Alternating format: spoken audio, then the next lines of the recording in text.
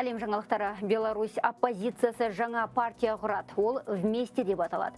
Бабарика бастаған топ барлық үкіметке қарсы ұйымдардың басын қосады. Олар конституциялық реформа жасап, елді саяси және экономикалық тығырықтан шығаруды ниет етіп отыр.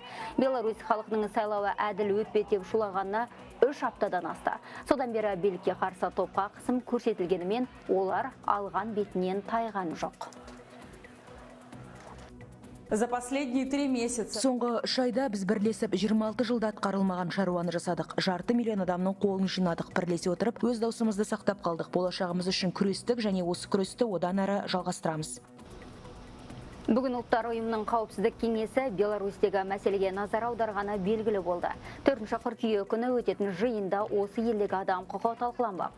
Оған қоғам қайраткерлері мен үкіметтік емес ұйымдардың өкілдері қатыспақ.